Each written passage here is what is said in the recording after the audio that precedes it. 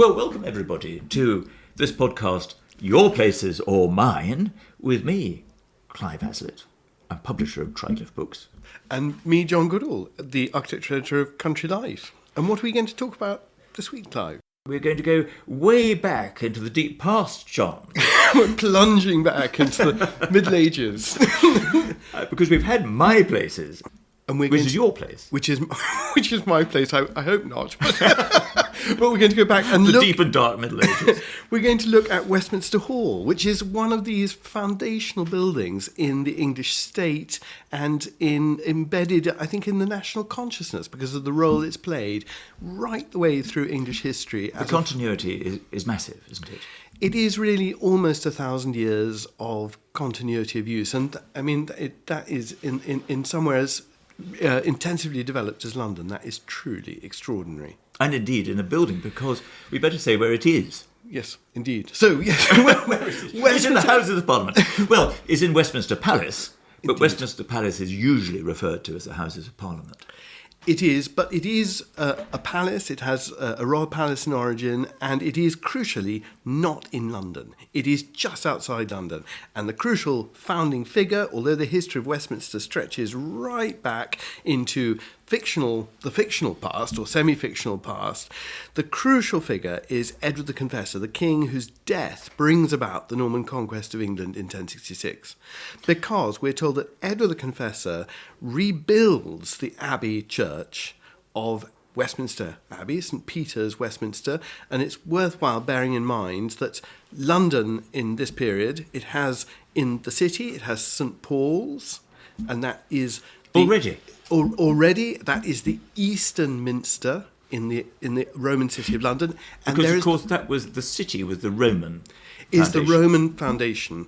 And then there is the Western Minster, Westminster, which is outside the walls, which is dedicated to Paul. So you have Peter and Paul, the two principal apostles, one in the city of London and one outside.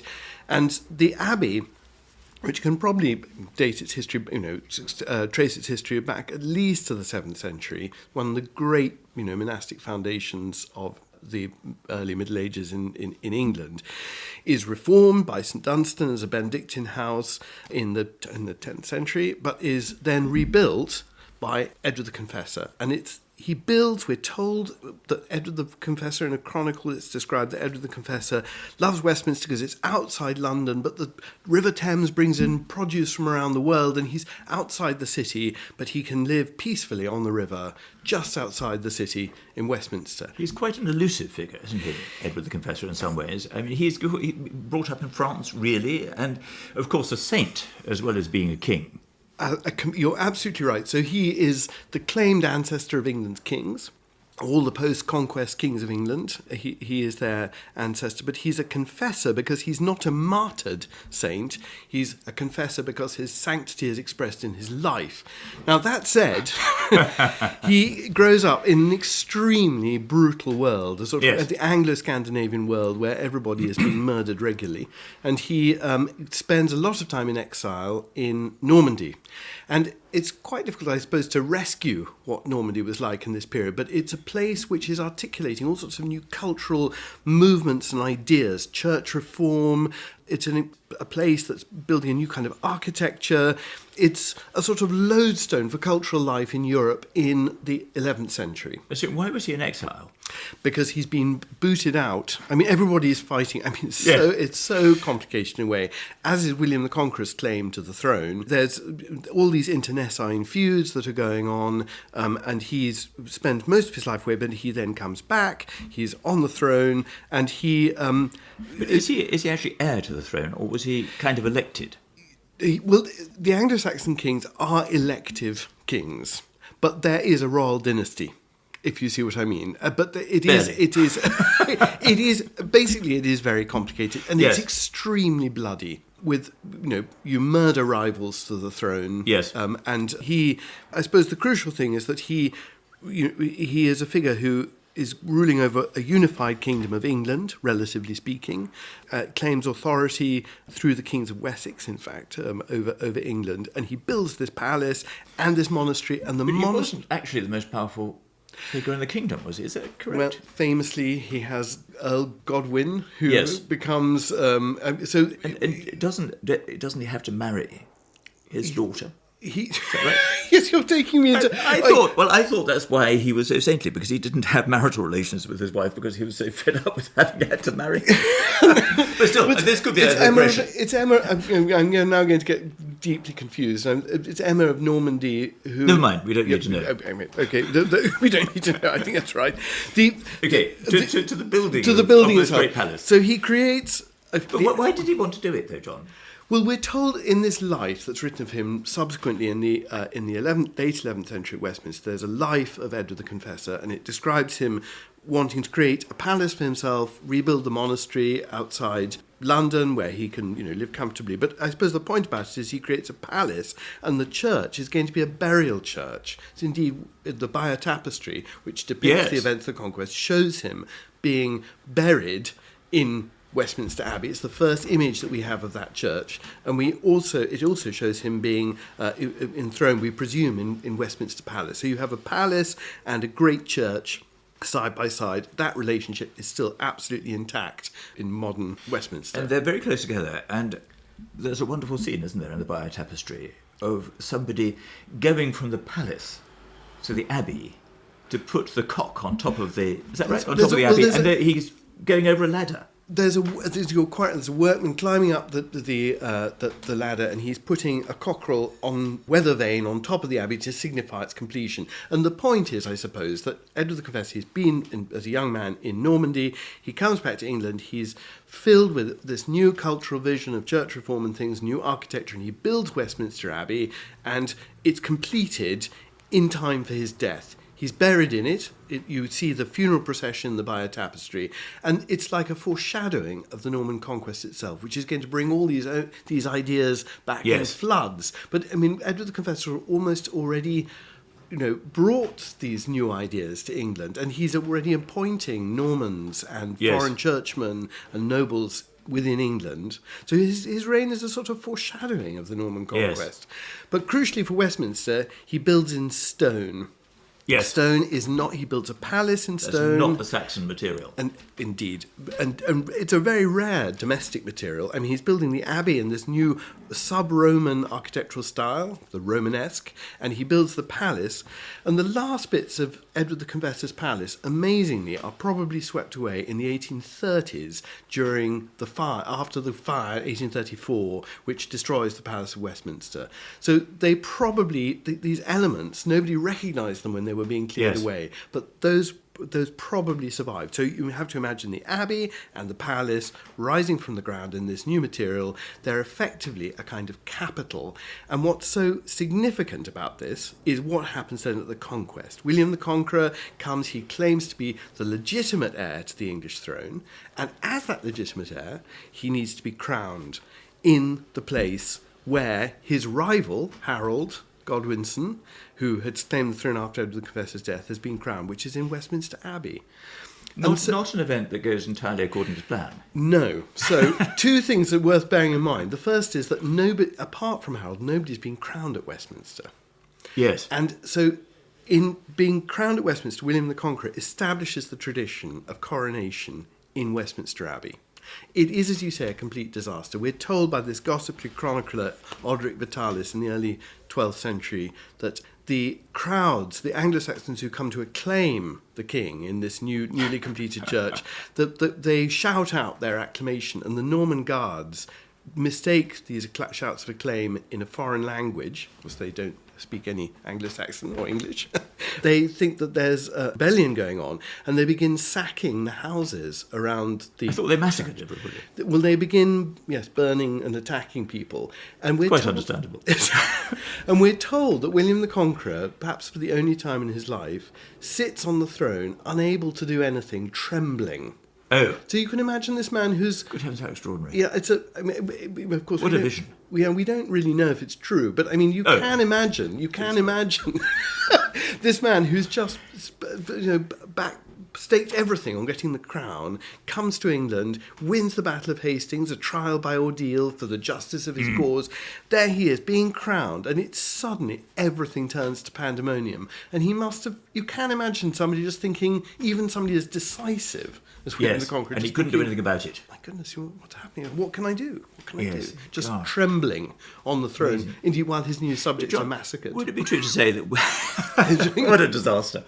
John, would it be true to say that Winchester was... I mean, for William I, William the Conqueror, Westminster wasn't the only place. It hadn't yet assumed this importance, but Winchester was just as important, and there were other places, that it was a kind of rotation. So the Kingdom of Wessex is, in a way, the King Alfred's kingdom is the kingdom that develops into the English kingdom that claims control over the whole of England. Previously to this, of course, England's been divided into many different kingdoms, and those kingdoms and the political divisions remain beneath the surface, for a long time. But what actually happens after the conquest, Winchester remains hugely important, another Roman city, but it becomes effectively, in the course of the Middle Ages, the seat of the treasury. Yes. Or the early Middle Ages. And the bishopric of Winchester is a bishopric that is wealthy by European standards. It's one of the richest sees. To be Bishop of Winchester is to control extraordinary financial resources. So Winchester remains very important. There's a palace there. The king has what are called crown wearings in the 11th century. These are episodes where you basically sit in a room and you put on a crown and you are shown to your people in your regalia. And they take place at Gloucester, they take place at Winchester, and they also take place in London. They take place in many places, but they're the principal seats of these kings. So in a sense that William had been crowned at Westminster Abbey, but as a kind of place, as a physical place, it hadn't developed into what it became subsequently. But he's only crowned there, of course, because his rival has been crowned there, and he's desperate to prove that he is legitimate. And that's what's so extraordinary, is that from that moment forward, every coronation, there have been exceptions, but every coronation has taken place in Westminster Abbey. It's been the church of the crown. And what also happens... It's also the national Valhalla, isn't it?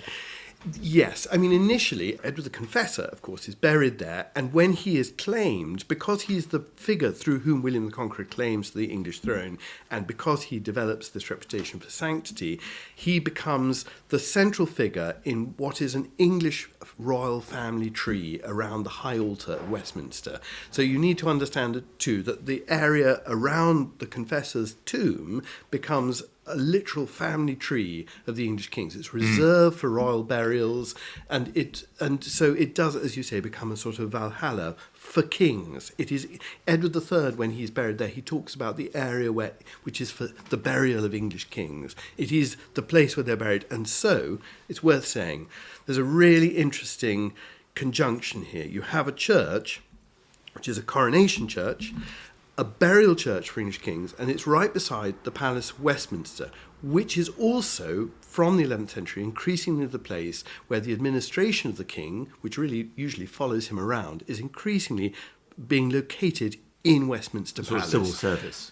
Proto-civil service, exactly. As it were. So you have in one place coronation, burial, administration. Now, if you compare that with the French kings, the Capetian kings, they have their burial church in Saint-Denis, outside Paris. They have their administrative... So they're all over the shop. It's in the Ile de la Cité in Paris, and they have their coronation church. You know where the coronation church is? Reims. Exactly. Ah, thank you. Well, that's what you weren't expecting. There we are. No, I knew you would know. So you can see that what actually... Further exam questions will be... in the course of this podcast. I believe it's Reims. There you are. Only 8 out of 10.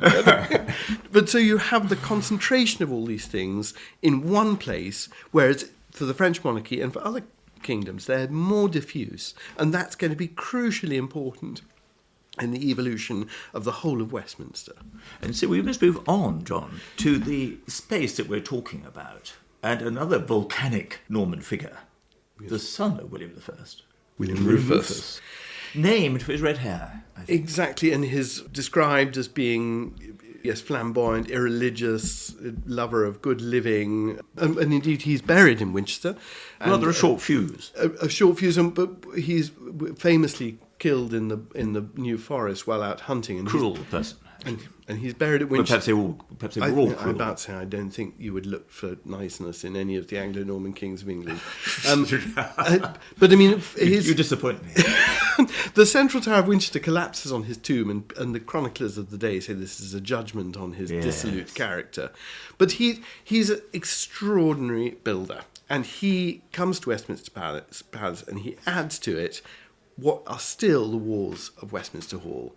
And we're told, I think it's in 1097 in the Anglo-Saxon Chronicle, there's a complaint that the people of London and its surrounds are oppressed by these major building works that are being undertaken. One to the Tower of London, one to London Bridge, and one to the construction of a new hall at Westminster. And the new hall is of enormous size, and when it's completed in 1099, we're also given a little snippet that William Rufus is meant to have walked in, and people said, what an amazing, huge hall you built. And he said, this is just the chamber for the hall I intend to build. So he's saying, this vast thing is sort of, it's not even my chamber. Of course, I mean, that's probably nonsense, but this is a hall of a scale. He's all big. He definitely saw big. It's on a scale absolutely unparalleled in England at the time because it's the King's Hall. It underlines the preeminence of Westminster. It's also so halls are, an ancient English building form. By convention, they have open timber roofs. They're the largest building in a complex, a domestic complex. And this is of exactly this form. It's a huge rectangular interior. He wasn't English. Was it also a Norman? Was it? Yes, I mean, that's a complex. There are, but they tend to be a slightly different. I mean, this is a ground floor structure. We don't know, for reasons we'll be talking about in part 2, we don't know what the roof, there's a huge amount of literature that's been generated on what the form of the roof would have been. So I think I'm right in saying that the span of Westminster Hall laterally is 67 feet. I won't even try and work that out in metres. But it's an enormous span. And it used to be thought, it was conventionally thought, that you couldn't span that easily without having arcades running down the hall to support this vast span. Well, I mean, it's since been pointed out that if you were to have arcades, the height of the columns would have to be greater than 67 feet to support this span. So it seems... They could have been stone. They could have been stone, but there's been archaeological excavation which has never revealed... Oh, I see. Any bases. So it is possible that, in fact, one of the reasons that William Rufus's Hall was so extraordinary was that, in fact, it was a vast single-span interior in this English tradition. And there are roofs of the late Middle Ages that, which do exist in Italy that are of a similar span, but it is nevertheless really, really exceptional. And this is always talked about as being the biggest hall north of the Alps, is that right? It is. There are buildings that sort of, they begin to rival it. Bishops of Durham build an 11th century hall that's pretty big. But, I mean, Westminster Hall is in a league of its own. And it's also very unusual in one particular point of planning. And that is that most halls in the later Middle Ages, you entered them at one end on one of their side walls. Yes. This is a very common thing. So you come in at one end and then the hall extends to your right or left as you walk in. Westminster Hall is actually entered through one of its gable ends, the north gable. So it's more like a church with a great west door. Exactly. It's like walking into a church and the building runs straight ahead of you. And we do have, surviving in the fabric, the evidence of quite elaborate stonework on this frontage. So it was like a church frontage. And the other thing that's important... So that must have had a big ceremonial implication. Exactly, because we don't know when it first happens, but it's quite clear that the coronation banquets from very early on, after the king is crowned in Westminster Abbey, he comes to Westminster Hall and there's a banquet to celebrate his coronation, and that's well testified in the late Middle Ages, and it means that there is sort of this slightly sacral quality to the hall. Do you think people were riding in on horses? Well, like the King's champion. We do know that the coronation feast in the late Middle Ages are patrolled by people on horseback. Good heavens. They're big How extraordinary. Well, you imagine lots of members of the nobility filled with wine. You can imagine it might be of course, OSE. You had the mounted police. It's also important to say that in relationship to Edward the Confessor's palace, that what you actually have is, if you imagine you walk in through into Westminster Hall. Beyond Westminster Hall, aligned with it, in a linear arrangement, is another hall called the White Hall, which is actually where the House of Lords sat in parts of the Middle Ages. And then angled corner to corner between them in the late Middle Ages, there's a chapel called St Stephen's Chapel, which becomes the first Commons. chamber of the House of Commons. Yes. So they form a sort of T-shape plan. But the other crucial thing about Westminster Hall, and indeed it's very difficult to know when this first happens, and there's a mark of its extraordinary significance, is it becomes the only building which contains the royal throne, a stone throne. There are no other stone thrones for the king. So this is his throne in Westminster Hall. It is unique to Westminster Hall, and the reason that latterly, we'll talk later, but courts are arranged within Westminster Hall, the law courts sit within Westminster Hall in relationship to that throne and the bench beside it in the far gable end of the hall. But we'll talk about that. Do you think that William Rufus was intending to kind of up the significance of Westminster? He wanted this huge hall for his own purposes, for his banquets and everything else he was doing. But the effect of having this enormous building in Westminster meant it became a much more important place as a whole. I think that is the overall effect of it. I mean, what's complicated? But it wasn't sort of intentional. It was what happened. It's hard, isn't it? I mean, you read backwards, and it feels like a bifurcation of the ways, doesn't it? It is crucial that this hall is built. Whether he saw it in isolation when he began it is an open question. He does build other great buildings. You know, Norwich Castle Keep is another famous. I mean, it's gutted and badly, well, much altered since his reign, but it is another really stupendous domestic building on an enormous scale. But Norwich obviously doesn't become the capital of the kingdom, and Westminster Hall does. And I suppose the point is that it's a stone-built building. That's still very rare, and it's on an enormous scale, and it's immediately beside this coronation church and burial church. So, and I suppose if you had this enormous building, this enormous structure, then it attracted uses to it, because actually it was a place that was available, and you didn't have buildings of this scale. I think that's exactly in other right. parts of the country. And I think London always remains the most important centre of mercantile life in the kingdom. And Westminster is a sort of royal enclave just outside the city. It's where everything naturally settles to control London. You're not in London like the Tower of London. It's this sort of area just outside London, and it's where, as administrators cease to follow the king around, it's where they naturally end up. You're right by the capital, and Westminster has the capacity to absorb these things. So you're exactly right. It sort of becomes a space that people can use. Was it surrounded by walls like London was? It's basically a castle. I mean, it is a settlement too. And again, it's such a bleak spot now in some ways. I mean, after the rebuilding of the Palace of Westminster, what it's so hard to understand is that the Palace of Westminster, as rebuilt, created a coherent palace arrangement when before the palace was walled and gated, but it related to a settlement outside it and also to the abbey beside it. And that topography is entirely swept away by, first of all, Westminster Bridge, which cuts through in the late 18th century, and then Parliament Square, which has basically mown down all the buildings and inns and things that were used by MPs when they had to come to Parliament in Westminster. Yes. Of course, people could claim sanctuary, couldn't they? And sometimes they lived there for years.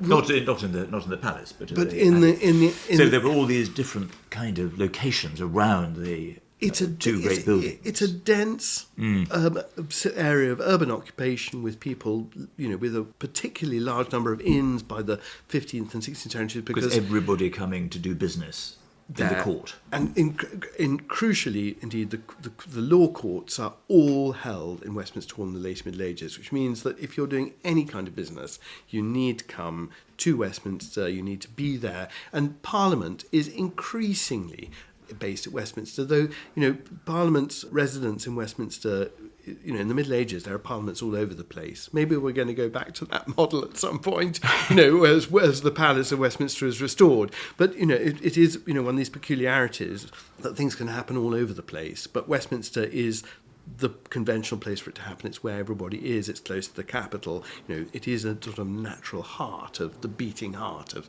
the realm. Yes, of course, your reference to Westminster Palace being restored illustrates its extreme importance as just as a building, because they can't restore it because it's always being used, and there's no solution as yet as to where Parliament will go when it moves out. But in fact, it's just waiting to have another fire, really, isn't it? But it's amazing that the hall itself was not touched by the fire.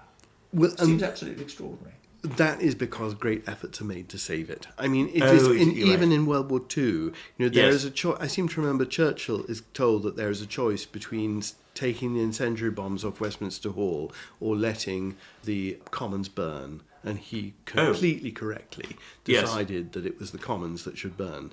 Westminster Hall is a more important entity, it seems to me, than even the House of Commons. Yes, how amazing. It is extraordinary, isn't it? By the way, John, we haven't really explained what it looks like from the outside today, just to locate people in relation to Barry and Pugin's Houses of Parliament.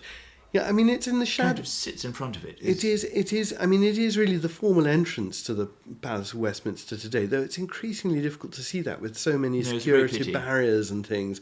But it's in the shadow of Big Ben, the tower we all call Big Ben, and there is a courtyard garden in front of it, now almost entirely overwhelmed with security fences, through which you go through that end gable as rebuilt. And it looks like nothing so much as an enormous barn. Yes. I mean, frankly, Barry and Pugin's designs are so much more elaborate externally than the hall, which is really... Of course, that's the amazing thing. I mean, you used to be able to walk through it all the time, and it is just this gigantic empty space. It is also a peculiarity in the late Middle Ages, and subsequent indeed of Westminster. It's worth saying that in French royal palaces, citizens, for example, of Paris had the right to go into the King's Hall in the Louvre. In England, nobody had access to royal palaces, with the sole exception of Westminster Palace. You could get in. Westminster Hall was a public palace interior. Hence, its uses in all these different ways. Was it, John, was it the entrance to the new Houses of Parliament when they were opened in the 19th century? It's reconfigured. Because that would have been extraordinary. You had to walk through this enormous space. It would have been very, the entrance itself would have been very imposing.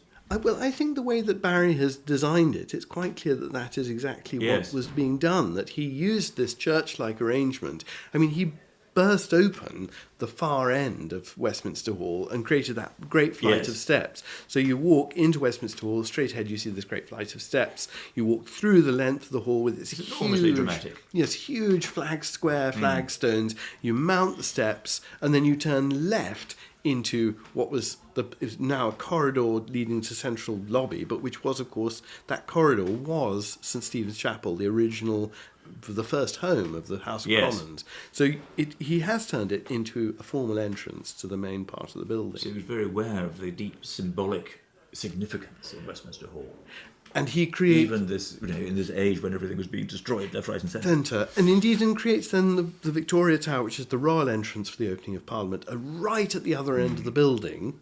And there are other doors, obviously, into the Palace of Westminster, but I think those are conceived. The public entrance through Westminster Hall, the most ancient standing part of the building, and then the royal entrance at the opposite end, taking you up to into the Palace of Westminster for the state opening of Parliament. Yeah, would it be true to say, John, that after William Rufus, nothing much happens for 300 years? No, it wouldn't really be true. Tempting though it would be to say so. But we ought to, think next, indeed, about Richard II's remodelling of the Palace of Westminster. Well, that was one time after. It is. But there isn't time to fit everything else in. So in the second part, we will talk about that. Oh, wonderful.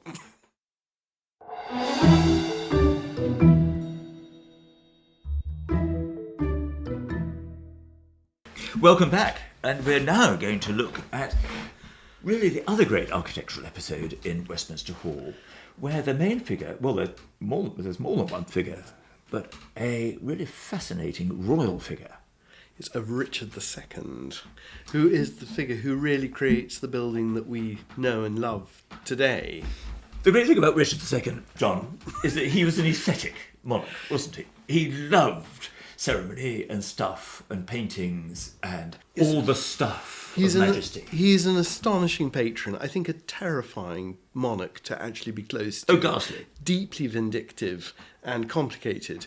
But indeed, I think along with Charles I and George IV, the greatest patrons, they are the greatest patrons of art. He got on very well with his wife, which was a plus. Indeed, yes, indeed. Very rare. But I mean, yes, in sort of when she dies, Anne of Bohemia dies, and histrionically he demolishes the manor house in which she lives, and I mean, it's he's a demonstrative figure, and in later. Of course, he was a teenager when he became king, wasn't he? And they were very loved up, Anne of Bohemia and Richard II. Exactly. I think it's really important to say is he's another monarch with a very high sense of his semi-divine status. He is intensely closely related to, in spiritual sense, in his own mind, to Edward the Confessor. Indeed, just to say, yes, he comes to the throne in 1377, and he's murdered in 1399. But he in 1395. Well, the appalling Henry Bolingbroke. Yes, well, the usurper. They're all appalling, aren't they? I don't know. But in 1395, he impales his arms as a husband with a wife, his coat of arms, with the arms of Edward the Confessor. Oh. So again, it's a sort of an indication of how closely associated he feels with the saint next door in Westminster Abbey. And if you look at one of the most celebrated and most important works of art of this period, the Wilton Diptych, which is created for him, it portrays him as a young man. And probably at the moment where he comes to the throne in the middle of the Peasants' Revolt. It's another extraordinary story. Well, he did well there, John. He does very well. But on the back of that, it shows his arms as the royal arms of England impaled with the arms of Edward the Confessor. So that object sort of expresses. Yes. And of course, he is kneeling.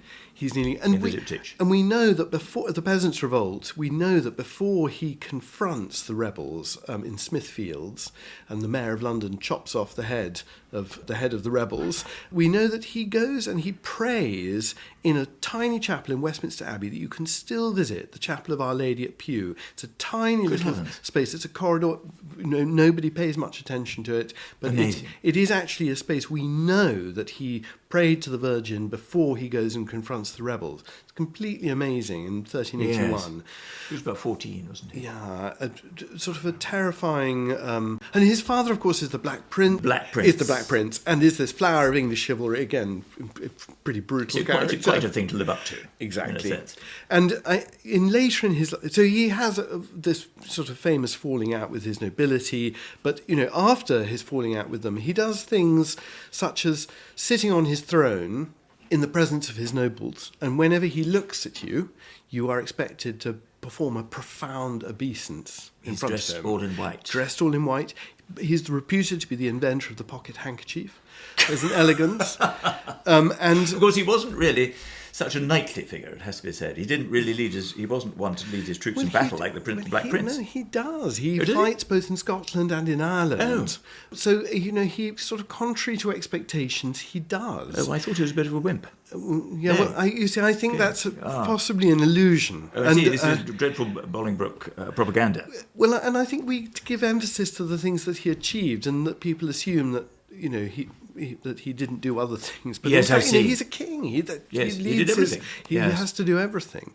But he's trying to...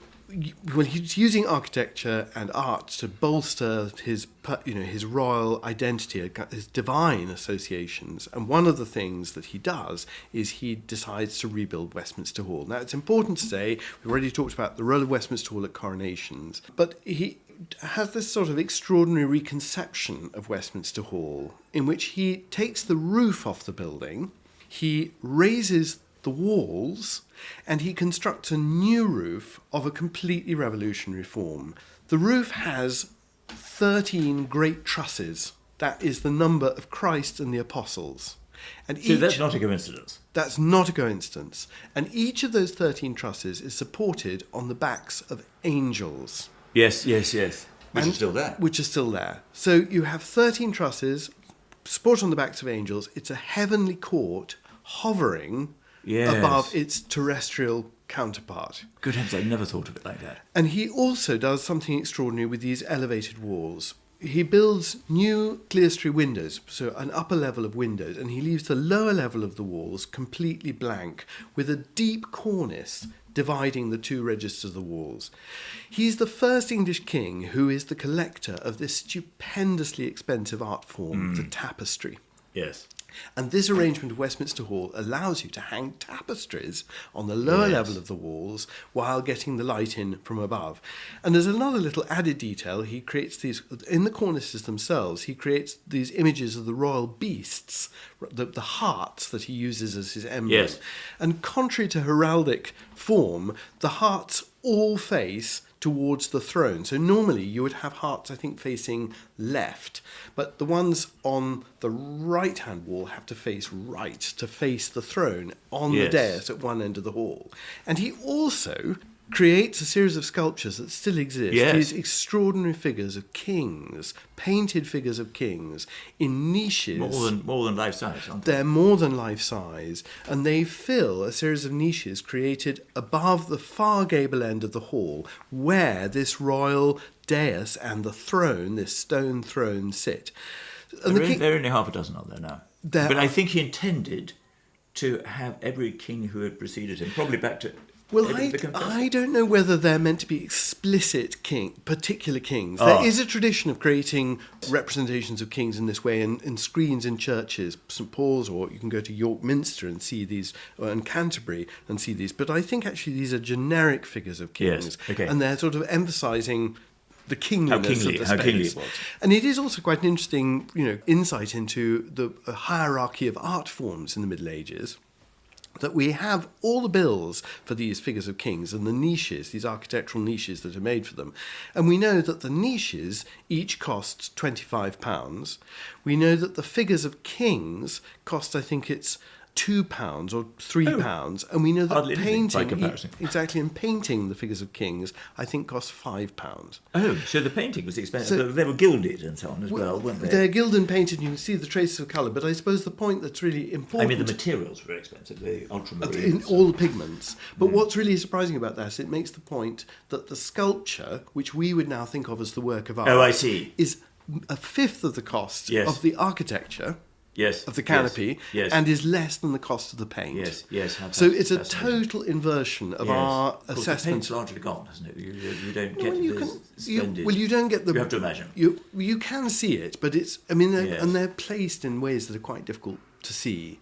But the point... So they were placed high up, John, were they? They're placed high. The niches, the 6 niches are high up, and they framed originally a window, and under that window was this stone throne with a dais and a bench running along the sides of the wall. And within this interior, then, by this date, all the law courts are sitting in Westminster.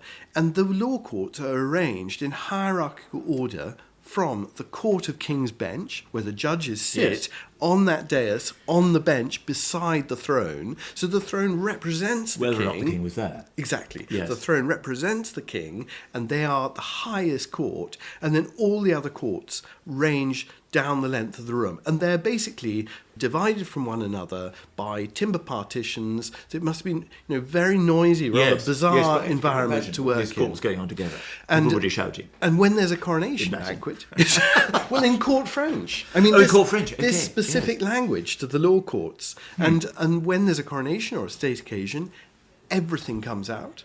And of course, the arrangement of the courts within these rooms with these blank lower registers of the walls mean that it's a very working, hard working space. They can all be stripped out, tapestries go up, space is cleared, and suddenly you have the space for a coronation banquet or whatever it is you want to use it for.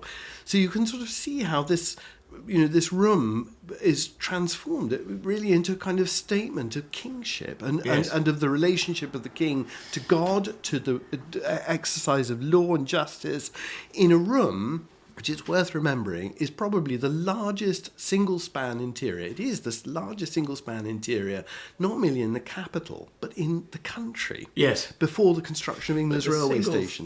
The single-span aspect of it was different from however William Rufus had it sealed, isn't it? Well, this is in a very significant way. Well, it's in $1 million question. It used to be thought that William Rufus's hall couldn't be single-span, but as I said, in fact... But it wouldn't have been spanned like this. It wouldn't have been spanned like this, and there's no obvious precedent for a wooden roof held with construction on the backs of angels. It's what's called a hammer beam structure. Yes. We have to say more about the hammer beam, which so that people can conceive it, because it's a sort of series of cantilevers, isn't it? It builds out, and so whereas if William Rufus's hall had been sealed, it would have just had planks or single timbers going across it, wouldn't it? And so it would have been flat. Whereas this is kind of building up into a crescendo on the backs of these angels, which is astounding in itself. And this was practically the first one, wasn't it, John? It's the first, as far as we know, it's the first angel roof, and the idea of those angels supporting the roof becomes immensely popular subsequently. This was also an English thing, wasn't it? It is. I mean, there's always been an association, of course, with vaults and ceilings with heaven. I mean, it's a pretty obvious association to make. And so there are lots of images of angels in vaulted spaces. I'm thinking the hammer beam roof. But indeed, applying to a timber roof, and again, I think it's important to say this is a distinctively English thing. There are parallels for massive timber roofs in Italy and things, but these open timber roofs over halls is a very distinctively English arrangement. So if you went into an English house in the Middle Ages, it's the hall that would usually, there are exceptions, but usually is an open timber structure, and then all the rooms beyond it are flat ceiled to keep in the warmth. Yes. So this open timber roof is it's a display piece that English carpenters, who have the advantage of these massive oak timbers, of course England, it's clay soils, brilliant. We know where the timbers come from, don't we? We do. We know where these timbers are felled from, and they're timbers of exceptional scale. I mean, they come from, I seem to remember, from Sussex, an estate in Sussex, and they're framed, on location and then floated down the Thames and installed in Westminster Palace. So it's like Palace. a kit by the time they've arrived at Westminster. It's a pre-packed kit, and this is, of course, the great advantage of timber framing. One of they express, of course, this architectural preference in the Middle Ages for, in the late Middle Ages, of the perpendicular style, these grids of panelling. So when you look at each of these huge frames, all the interstices between the main timbers are filled with grids of tracery and panelling. So it's like looking through a very, very complex grid. Yes. And in deference to long English tradition, this interior had central fireplaces. They were probably, I suppose, only lit during banquets and things, but we do know they must have existed, because if you still look today, they're reconstructed, but rising from this great featureless roof from the exterior are these extraordinary sort of series of pinnacles, and these are louvers to let out the smoke. Yes. And they're covered in lead. They're incredibly elaborate. They're completely overlooked. But they're, yes, I don't think I've ever seen them. They're miniature works of architecture in their own right. And we know, of course, crucially, that the two figures involved in the construction of this great roof are Hugh Herland, carpenter. He's from a dynasty of carpenters, and he's involved in other projects, Winchester College, other things probably not relevant here, and Henry Yeaverley, who's the King's Mason, who does all sorts of works for Richard II across the southeast of England. He's a really significant figure. And it should be said that Henry Yeaverley, also reconfigures this very unusual church-like entrance with two towers, which are what you see today, these battlemented towers, and a porch which is also lined with niches. And those niches, I think we actually know, because there are early drawings of them, were filled with the figures of kings. So you walked... he basically creates a church-like frontage with two great towers, but with battlements, and then a porch with a wide-spreading interior filled with the figures of kings. So you walk through that into a hall, and when it was empty, you would look right the way along the hall, the dais, the throne, and more figures of kings at the far wall. Above you... It was a bit of a statement. A bit of a statement. I mean, it's sort of extraordinary. And of course, what was happening to Westminster Abbey at this time? Well, indeed, because this would have looked very old-fashioned, then, wouldn't it? It would have. I mean, the Abbey. Well, the Abbey had by this stage been. The east end of the Abbey had been rebuilt by another great devotee of Edward the Confessor, Henry III. He'd begun rebuilding the east end of the Abbey. But the Abbey in the 14th century is actually, it terminates halfway down the nave. The main entrance to the Abbey in this date is the north transept, which is still where visitors walk into the Abbey. So there was a chapel attached there, a little lady chapel that you walk through and into the main volume of the Abbey. And both Richard II and then Henry V are involved in completing the nave of the Abbey. Yes. And I suppose, from the point of view of the monks of Westminster, they don't really care very much about the naves. They No. use the choir, Yes, yes. and that's the important bit. And the coronation takes place, of course, under the crossing tower.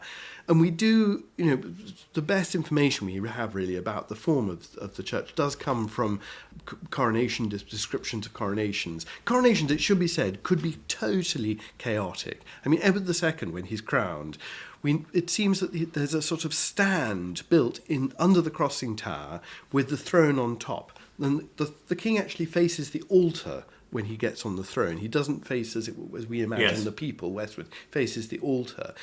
Of course, that's true of all church ceremonies, wasn't it? Indeed. The people didn't really count for it. Yes, no, indeed. Didn't get much of Doing much for looking. Well, I mean, you're all looking towards God, I suppose, in one way. But he's during the course of this, the stage collapses and a knight is killed. I mean, you can imagine it must have been totally chaotic. And as an added complication, Edward II is infatuated by this Gascon knight called Piers Gaveston, who behaves with such extraordinary arrogance that he outrages some of the French visitors to the coronation ceremony, and he struts around preening himself, and Edward II is completely fixated on him. And we also know from this particular coronation that there are new temporary kitchens built, a whole series of temporary kitchens built to supply the coronation feast in Westminster Hall. And in addition to this, there's an image, a life-size image, gilded image of Edward II, carved and suspended over his throne in Westminster Hall. Because, of course, you can imagine this crowded interior. Oh, yes, you wouldn't get a chance to see the king. No, to see the king. So you have... It'd be like one of those sort of video screens which you get at a pop concert. So there would have been the king, in the far distance would have been the king. Yes. And I suppose, what's so astonishing is that this interior has survived and remains the setting for state occasions. Yes. Absolutely consistently to the present day. I mean, most recently the Queen's lying in state. And of course, it was always intensively used. I mean, Pepys describes going there, doesn't he? And there were booksellers and people he could pick up his girlfriends and all sorts of things. I mean, and these courts were still going on amongst all this sort of tremendous hubbub in this enormous space.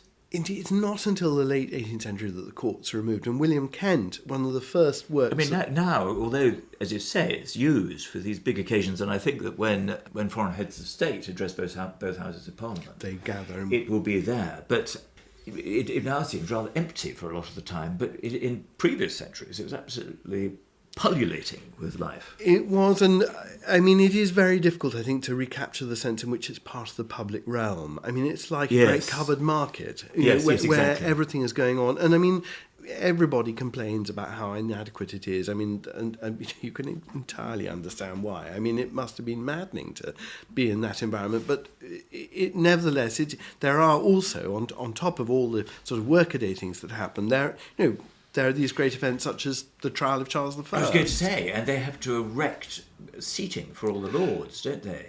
They do. In tiers, is it right? We have a drawing of the interior of Westminster Hall, and you can see the original configuration of the room, and yes, these temporary galleries, I imagine very, very rickety. But again, just like the Abbey Church being prepared for coronations. Basically, you just sort of fill the whole thing up with temporary scaffolds of seats. It's like, I don't know, the Trooping of the Colour when you go to, Horse Guards Parade, all these temporary stands going out, and that's how... They appear and they disappear when it's over. It's over. Yeah. And it is worth saying that if you walk through Westminster Hall, there are these brass plaques in the floor which note the different events that have happened within this great echoing space. Of course, peers were tried by other peers, by their equals, weren't they? So those sort of trials took place there, I think. Well, there are certain show trials that I'm not aware of anything happening before Charles I's trial there. And of course, the choice of the space is very significant. It's just down the road from